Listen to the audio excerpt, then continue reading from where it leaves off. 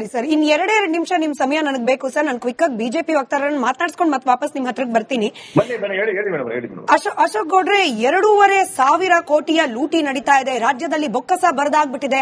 ಹಾಗಾಗಿ ಇಲಾಖಾವಾರು ಟಾಸ್ಕ್ ಕೊಡ್ಲಾಗಿದೆ, ಇಷ್ಟಿಷ್ಟು ಹಣವನ್ನ ಸಂಗ್ರಹ ಮಾಡಲೇಬೇಕು ನೀವು ಅಂತ ಹೇಳಿ. ಇದು ನನ್ನ ಮಾತಲ್ಲ ಸರ್, ನಿಮ್ಮದೇ ಪಕ್ಷದ ಅಧಿಕೃತ ಟ್ವಿಟರ್ ಹ್ಯಾಂಡಲ್ ಅಲ್ಲಿ ಮಾಡಿರುವ ಟ್ವೀಟು. ವಿರೋಧ ಪಕ್ಷವಾಗಿ ಆರೋಪ ಮಾಡುವಾಗ್ಲೂ ಕೂಡ ಒಂದು ಗಂಭೀರತೆ ಬೇಕು, ಎವಿಡೆನ್ಸ್ ಗಳು ಬೇಕು. 2,500 ಕೋಟಿ ಅಂದ್ರೆ ಕಡಿಮೆ ದುಡ್ಡಲ್ಲ ಸರ್. 2,500 ರೂಪಾಯಿ ದುಡಿಬೇಕು ಅಂದ್ರೂ ಒಬ್ಬ ಕೂಲಿ ಕಾರ್ಮಿಕನಿಗೆ ಎಷ್ಟು ಕಷ್ಟ ಅದು ಅನ್ನೋದು ಜನರಿಗೆ ಗೊತ್ತಿರೋ ವಿಚಾರ. ನೀವು ಮಾತನಾಡ್ತಿರೋದು ಕೋಟಿ ಲೆಕ್ಕದಲ್ಲಿ, ಸಾವಿರಾರು ಕೋಟಿ ಲೆಕ್ಕದಲ್ಲಿ. ನೀವು ಕೇಳಿದ ಪ್ರಶ್ನೆಗೆ ಉತ್ತರ ನೇರ ಇದೆ.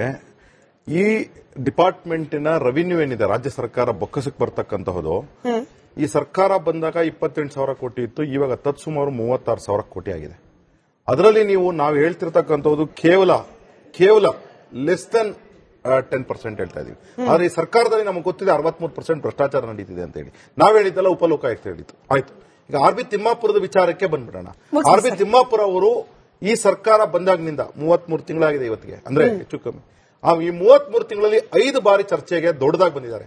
ಯಾವಾಗ ಚರ್ಚೆಗೆ ಬಂದ್ರು ಅಂತ ಹೇಳಿದ್ರೆ, CL2 ಲೈಸೆನ್ಸ್ ಅಂತ ಏನಿತ್ತು, CL2 ಲೈಸೆನ್ಸ್ ಬಂಗಾರಪ್ಪನವ್ರ ಕಾಲದಲ್ಲಿ ಅದನ್ನ ಏನು ಜಿಲ್ಲಾವಾರು ಡಿವೈಡ್ ಮಾಡಿ ಕೊಟ್ರು. ಆಗ ಜಿಲ್ಲಾವಾರು ಡಿವೈಡ್ ಮಾಡಿ ಕೊಟ್ಟಾಗ ಕೋರ್ಟ್ ಆರ್ಡರ್ಗಳಾಯ್ತು, ಅನೇಕ ಕೋರ್ಟ್ ಆರ್ಡರ್ ಆಯ್ತು. ಆಗ ಏನ್ ಹೇಳ್ತಾರೆ ಅಂತ ಹೇಳಿದ್ರೆ, ಕೆಲವು ಜಿಲ್ಲೆಗಳಲ್ಲಿ ಜಾಸ್ತಿ ಕೊಟ್ಟಿದ್ದೀರಾ, ಕೆಲವು ಜಿಲ್ಲೆಗಳಲ್ಲಿ ಕಡಿಮೆ ಕೊಟ್ಟಿದ್ದೀರಾ, ಎಲ್ಲೆಲ್ಲಿ ಜಿಲ್ಲೆಗಳಲ್ಲಿ ಜಾಸ್ತಿ ಕೊಟ್ಟಿದ್ದೀರಾ ಅಲ್ಲಿ ಕ್ಯಾನ್ಸಲ್ ಮಾಡಿ, ಎಲ್ಲೆಲ್ಲಿ ಜಿಲ್ಲೆಗಳಲ್ಲಿ ಕಡಿಮೆ ಕೊಟ್ಟಿದ್ದೀರಾ ಅಲ್ಲಿ ಕೊಡಿ ಅಂತ ಹೇಳಿ ಕೋರ್ಟ್ ಆರ್ಡರ್ ಆಯ್ತು. ಸರಿ, ಆದ್ರೆ ಏನ್ ಮಾಡ್ತಾರೆ, ಯಾವ ಜಿಲ್ಲೆನಲ್ಲಿ ಜಾಸ್ತಿ ಕೊಟ್ಟಿರೋ ಅಲ್ಲಿ ಕ್ಯಾನ್ಸಲ್ ಮಾಡಲ್ಲ, ಯಾವ ಜಿಲ್ಲೆಯಲ್ಲಿ ಕಡಿಮೆ ಕೊಟ್ಟಿರ್ತೀವಿ ಅಲ್ಲೂ ಸಹ ಕೊಡ್ತೀವಿ, ಬೇರೆ ಜಿಲ್ಲೆಯಲ್ಲೂ ಕೊಡ್ತೀವಿ ಅಂತ ಹೇಳಿ ಒಂದು ಕಾಂಟ್ರವರ್ಸಿ ಆಯ್ತು. ಆಗ ಏನ್ ಹೇಳಿದ್ರು ಅಂತ ಹೇಳಿದ್ರೆ, ಇದೇ ವಿನಯ್ ಅಂತಕ್ಕಂಥವ್ರು ತಿಮ್ಮಾಪುರ ಅವರ ಮಗ ಅಕೌಂಟ್ಗೆ ನಾವು ಅಡ್ವಾನ್ಸ್ ರೂಪದಲ್ಲಿ 50 ಲಕ್ಷ ಹಾಕಿದ್ದೀವಿ ಅಂತ ಹೇಳಿ 100 ಜನ ಯಾರು ಲೈಸೆನ್ಸ್ ಹೋಲ್ಡರ್ಗಳಿದ್ದಾರೆ ಅವ್ರುಗಳು ಕೊಟ್ಟಿದ್ದೀವಿ. ಇವತ್ತು ವಿನಯ್ ಅವರೇ ಬಂದಿದ್ರು ಸರ್ ನಮ್ಮ ಜೊತೆ, ದೂರವಾಣಿ ಸಂಪರ್ಕದಲ್ಲಿ ಇದ್ರು. ನಾನು ಹೇಳ್ಬಿಡ್ತೀನಿ, ವಿನಯ್ ಅವ್ರಿಗೆ ನಾವು ನೇರವಾಗಿ ಕೇಳಿದ್ವಿ, ವಾಟ್ ಡು ಯು ಡೂ, ಅಬಕಾರಿ ಇಲಾಖೆಗೂ ನಿಮ್ಗೂ ಏನಾದ್ರೂ ಸಂಪರ್ಕ ಇದೆಯಾ ಅಂದ್ರೆ, ಇಲ್ಲ ನಾನು ಶುಗರ್ ಫ್ಯಾಕ್ಟರಿ ಇದೆ, ನಾನು ನೋಡ್ಕೊಂಡು ಹೋಗ್ತೀನಿ, ನನಗೂ ಅಬಕಾರಿ ಇಲಾಖೆಗೂ ಸಂಬಂಧನೇ ಇಲ್ಲ ಅಂದ್ರು ಅವರು. ಯಾವ್ದಾದ್ರು ತನಿಖೆ ನಡೆಸಿ ಅಂತಾನು ಹೇಳ್ತಿದ್ದಾರೆ. ನೀವು ಸಚಿವನ ಪುತ್ರನ ಮೇಲೆ ಆರೋಪ ಮಾಡ್ತಿದ್ದೀರಿ. ನಾನು ಮುಗಿಸ್ಬಿಡ್ತೀನಿ. ಏನಂದ್ರೆ ಇದು ಇದೇ ಅಕೌಂಟ್ ಅಲ್ಲಿ ಅಂತ ಹೇಳಿದ್ರು. ಅದಾದ್ಮೇಲೆ ನಾವು ಯಾರು ಆಪಾದನೆ ಮಾಡಿದ್ರು ಅವ್ರ ಹತ್ರನೂ ಹೋಗಿಲ್ಲ, ಮಾತ್ರಕ್ಕೆ ಬಂದ್ವಿ, ನಾವೆಲ್ಲ ಕೊಡಕ್ ರೆಡಿ ಇದೀವಿ ಅಂತಾನು ಹೇಳಿದ್ದಾರೆ.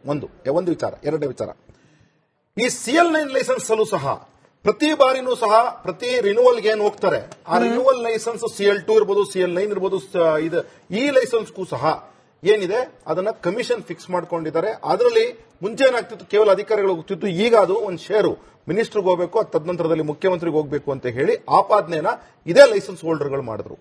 ಎರಡನೇ ಆಪಾದನೆ. ಮೂರನೇ ಆಪಾದನೆ, ಈ CL7 ಲೈಸೆನ್ಸ್ ಏನಿದೆ ಅಂದ್ರೆ ಎಲ್ಲಿ ಲಾಡ್ಜ್ ನಡೆಯುತ್ತೆ, ಆ ಲಾಡ್ಜ್ ನಡಿಬೇಕಾದ್ರೆ ಮುಂಚೆ ಒಂದು ನಾಮಿನಲ್ ಫೀಸ್ ಕಟ್ಟಿಸ್ಕೊಂಡು ಒಂದಷ್ಟು ಅಧಿಕಾರಿಗಳು ಅವರು ಅವ್ಯವಹಾರ ಮಾಡ್ತಿದ್ರು. ಈಗ ಹಂಗಿಲ್ಲ, ಪ್ಯಾಕೇಜ್ ಫಿಕ್ಸ್ ಆಗಿದೆ ಅಂತ ಹೇಳಿ ಇದೇ ಲೈಸೆನ್ಸ್ ದಾರರು ಅದನ್ನು ಸಹ ಆಪಾದನೆ ಮಾಡಿದ್ರು. ಈಗ ಬ್ರೂವರಿ ಲೈಸೆನ್ಸ್ ಆಯ್ತು. ತದನಂತರದಲ್ಲಿ ಈಗ ಇನ್ನೊಂದು ದೊಡ್ಡ ಆಪಾದನೆ ಬಂದಿದ್ದು, ಲೋಕಾಯುಕ್ತದಲ್ಲಿ ಭ್ರಷ್ಟಾಚಾರ ಅಂತ ಬಂದಾಗ ಆ ಲೋಕಾಯುಕ್ತದಲ್ಲಿ ಅರೆಸ್ಟ್ ಆದಂತಹ ಒಬ್ಬ ಡಿವೈಎಸ್ಪಿನೋ ಎಸ್ಪಿನೋ ಯಾರೋ ಹೇಳ್ತಾರೆ, ತಿಮ್ಮಾಪುರಕ್ಕೆ ನಾನು ದುಡ್ಡು ಕೊಡ್ತಾ ಇದ್ದೆ ರೆಗ್ಯುಲರ್ ಆಗಿ ಅಂತ ಹೇಳಿ. ಅಂದ್ರೆ ಅದನ್ನು ಪೋರ್ಟ್ಫೋಲಿಯೋ ಮಾಡ್ಕೊಂಡು ತಿಮ್ಮಾಪುರ.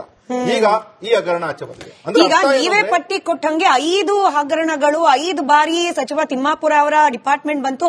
ಬಿಜೆಪಿ ಆಸ್ ಅ ವಿರೋಧ ಪಕ್ಷ ಏನ್ ಮಾಡ್ತಿದೆ, ಟ್ವೀಟ್ ಮಾಡೋದು, ಪತ್ರಿಕಾಗೋಷ್ಠಿ ಕರೆದ್ಬಿಟ್ಟು ಮಾತನಾಡೋದು ಬಿಟ್ರೆ ಅಂದ್ರೆ ಹ್ಯಾಂಡ್ ಇನ್ ಹ್ಯಾಂಡ್ ಹೋಗ್ತಿದೆಯಾ ಅಶೋಕ್ ಗೌಡ್ರೆ?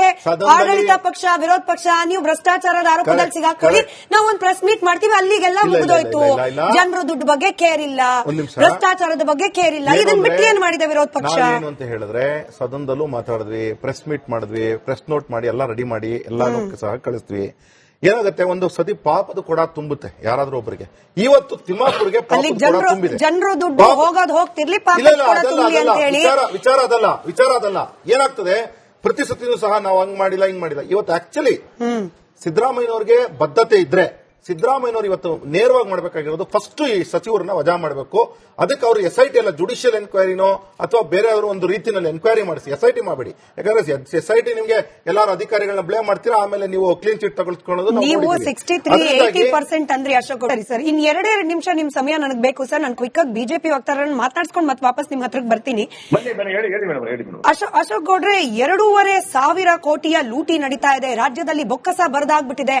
ಹಾಗಾಗಿ ಇಲಾಖಾವಾರು ವಾರು ಟಾಸ್ಕ್ ಕೊಡ್ಲಾಗಿದೆ, ಇಷ್ಟಿಷ್ಟು ಹಣವನ್ನ ಸಂಗ್ರಹ ಮಾಡಲೇಬೇಕು ನೀವು ಅಂತ ಹೇಳಿ. ಇದು ನನ್ನ ಮಾತಲ್ಲ ಸರ್, ನಿಮ್ಮದೇ ಪಕ್ಷದ ಅಧಿಕೃತ ಟ್ವಿಟರ್ ಹ್ಯಾಂಡಲ್ ಅಲ್ಲಿ ಮಾಡಿರುವ ಟ್ವೀಟ್. ವಿರೋಧ ಪಕ್ಷವಾಗಿ ಆರೋಪ ಮಾಡುವಾಗ್ಲೂ ಕೂಡ ಒಂದು ಗಂಭೀರತೆ ಬೇಕು, ಎವಿಡೆನ್ಸ್ ಗಳು ಬೇಕು. 2,500 ಕೋಟಿ ಅಂದ್ರೆ ಕಡಿಮೆ ದುಡ್ಡಲ್ಲ ಸರ್. 2,500 ರೂಪಾಯಿ ದುಡಿಬೇಕು ಅಂದ್ರೂ ಒಬ್ಬ ಕೂಲಿ ಕಾರ್ಮಿಕನಿಗೆ ಎಷ್ಟು ಕಷ್ಟ ಅದು ಅನ್ನೋದು ಜನರಿಗೆ ಗೊತ್ತಿರೋ ವಿಚಾರ. ನೀವು ಮಾತನಾಡ್ತಿರೋದು ಕೋಟಿ ಲೆಕ್ಕದಲ್ಲಿ, ಸಾವಿರಾರು ಕೋಟಿ ಲೆಕ್ಕದಲ್ಲಿ. ನೀವು ಕೇಳಿದ ಪ್ರಶ್ನೆಗೆ ಉತ್ತರ ನೇರ ಇದೆ. ಈ ಡಿಪಾರ್ಟ್ಮೆಂಟಿನ ರೆವಿನ್ಯೂ ಏನಿದೆ, ರಾಜ್ಯ ಸರ್ಕಾರ ಬೊಕ್ಕಸಕ್ಕೆ ಬರ್ತಕ್ಕಂತಹದು, ಈ ಸರ್ಕಾರ ಬಂದಾಗ 28,000 ಕೋಟಿ ಇತ್ತು, ಇವಾಗ ಸುಮಾರು 36,000 ಕೋಟಿ ಆಗಿದೆ. ಅದರಲ್ಲಿ ನಾವು ಹೇಳ್ತಿರ್ತಕ್ಕಂಥದ್ದು ಕೇವಲ ಲೆಸ್ ದನ್ 10% ಹೇಳ್ತಾ ಇದೀವಿ. ಆದ್ರೆ ಈ ಸರ್ಕಾರದಲ್ಲಿ ನಮಗೆ ಗೊತ್ತಿದೆ 63% ಭ್ರಷ್ಟಾಚಾರ ನಡೀತಿದೆ ಅಂತ ಹೇಳಿ. ನಾವ್ ಹೇಳಿದ್ದಲ್ಲ, ಉಪಲೋಕಾಯುಕ್ತ ಹೇಳಿತ್ತು. ಆಯ್ತು, ಈಗ ಆರ್.ಬಿ. ತಿಮ್ಮಾಪುರದ ವಿಚಾರಕ್ಕೆ ಬಂದ್ಬಿಡೋಣ. ಆರ್.ಬಿ. ತಿಮ್ಮಾಪುರ ಅವರು ಈ ಸರ್ಕಾರ ಬಂದಾಗಿನಿಂದ 33 ತಿಂಗಳಾಗಿದೆ ಇವತ್ತಿಗೆ, ಅಂದ್ರೆ ಹೆಚ್ಚು ಕಮ್ಮಿ. ಈ 33 ತಿಂಗಳಲ್ಲಿ 5 ಬಾರಿ ಚರ್ಚೆಗೆ ದೊಡ್ಡದಾಗಿ ಬಂದಿದ್ದಾರೆ. ಯಾವಾಗ ಚರ್ಚೆಗೆ ಬಂದ್ರು ಅಂತ ಹೇಳಿದ್ರೆ, CL2 ಲೈಸೆನ್ಸ್ ಅಂತ ಏನಿತ್ತು, CL2 ಲೈಸೆನ್ಸ್ ಬಂಗಾರಪ್ಪನವ್ರ ಕಾಲದಲ್ಲಿ ಅದನ್ನ ಏನು ಜಿಲ್ಲಾವಾರು ಡಿವೈಡ್ ಮಾಡಿ ಕೊಟ್ರು.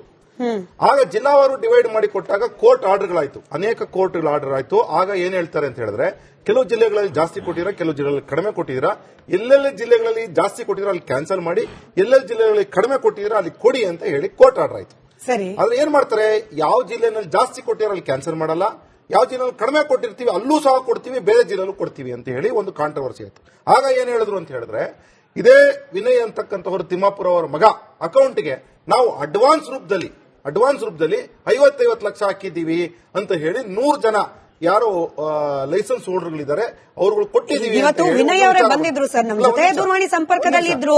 ನಾನು ಹೇಳ್ಬಿಡ್ತೀನಿ, ವಿನಯ್ ಅವ್ರಿಗೆ ನಾವು ನೇರವಾಗಿ ಕೇಳಿದ್ವಿ, ವಾಟ್ ಡು ಯು ಡೂ, ಅಬಕಾರಿ ಇಲಾಖೆಗೂ ನಿಮ್ಗೂ ಏನಾದ್ರೂ ಸಂಪರ್ಕ ಇದೆಯಾ ಅಂದ್ರೆ, ಇಲ್ಲ ನನ್ನ ಶುಗರ್ ಫ್ಯಾಕ್ಟರಿ ಇದೆ, ನಾನು ನೋಡ್ಕೊಂಡು ಹೋಗ್ತೀನಿ, ನನಗೂ ಅಬಕಾರಿ ಇಲಾಖೆಗೂ ಸಂಬಂಧನೇ ಇಲ್ಲ ಅಂದ್ರು ಅವರು. ಯಾವ್ದಾದ್ರು ತನಿಖೆ ನಡೆಸಿ ಅಂತಾನು ಹೇಳ್ತಿದ್ದಾರೆ. ನೀವು ಸಚಿವನ ಪುತ್ರನ ಮೇಲೆ ಆರೋಪ ಮಾಡ್ತಿದ್ದೀರಿ. ನಾನು ಮುಗಿಸ್ಬಿಡ್ತೀನಿ. ಏನಂದ್ರೆ ಇದು ಇದೇ ಅಕೌಂಟ್ ಅಲ್ಲಿ ಅಂತ ಹೇಳಿದ್ರು. ಅದಾದ್ಮೇಲೆ ನಾವು ಯಾರು ಆಪಾದನೆ ಮಾಡಿದ್ರು ಅವ್ರ ಹತ್ರನೂ ಹೋಗಿಲ್ಲ, ಮಾತಾಡ್ಕೊಂಡ್ಬಂದ್ವಿ, ನಾವೆಲ್ಲ ಕೊಡಕ್ ರೆಡಿ ಇದೀವಿ ಅಂತಾನು ಹೇಳಿದ್ದಾರೆ. ಒಂದು ವಿಚಾರ. ಎರಡನೇ ವಿಚಾರ, ಈ CL9 ಲೈಸೆನ್ಸ್ ಅಲ್ಲೂ ಸಹ ಪ್ರತಿ ಬಾರಿನೂ ಸಹ ಪ್ರತಿ ರಿನ್ಯೂವಲ್ಗೆ ಏನ್ ಹೋಗ್ತಾರೆ, ಆ ರಿನ್ಯೂವಲ್ ಲೈಸೆನ್ಸ್ CL2 ಇರ್ಬೋದು, CL9 ಇರ್ಬೋದು, ಈ ಲೈಸೆನ್ಸ್ಗೂ ಸಹ ಏನಿದೆ ಅದನ್ನ ಕಮಿಷನ್ ಫಿಕ್ಸ್ ಮಾಡ್ಕೊಂಡಿದ್ದಾರೆ. ಅದರಲ್ಲಿ ಮುಂಚೆ ಏನಾಗ್ತಿತ್ತು, ಕೇವಲ ಅಧಿಕಾರಿಗಳು ಹೋಗ್ತಿತ್ತು, ಈಗ ಅದು ಒಂದು ಶೇರು ಮಿನಿಸ್ಟರ್ಗೆ ಹೋಗಬೇಕು, ತದನಂತರದಲ್ಲಿ ಮುಖ್ಯಮಂತ್ರಿಗೆ ಹೋಗಬೇಕು ಅಂತ ಹೇಳಿ ಆಪಾದನೆನ ಇದೇ ಲೈಸೆನ್ಸ್ ಹೋಲ್ಡರ್ಗಳು ಮಾಡಿದ್ರು. ಎರಡನೇ ಆಪಾದನೆ. ಮೂರನೇ ಆಪಾದನೆ, ಈ CL7 ಲೈಸೆನ್ಸ್ ಏನಿದೆ ಅಂದ್ರೆ ಎಲ್ಲಿ ಲಾಡ್ಜ್ ನಡೆಯುತ್ತೆ, ಆ ಲಾಡ್ಜ್ ನಡಿಬೇಕಾದ್ರೆ ಮುಂಚೆ ಒಂದು ನಾಮಿನಲ್ ಫೀಸ್ ಕಟ್ಟಿಸ್ಕೊಂಡು ಒಂದಷ್ಟು ಅಧಿಕಾರಿಗಳು ಅವರು ಅವ್ಯವಹಾರ ಮಾಡ್ತಿದ್ರು. ಈಗ ಹಂಗಿಲ್ಲ, ಪ್ಯಾಕೇಜ್ ಫಿಕ್ಸ್ ಆಗಿದೆ ಅಂತ ಹೇಳಿ ಇದೇ ಲೈಸೆನ್ಸ್ ದಾರರು ಅದನ್ನು ಸಹ ಆಪಾದನೆ ಮಾಡೋದು. ಈಗ ಬ್ರೂವರಿ ಲೈಸೆನ್ಸ್ ಆಯ್ತು.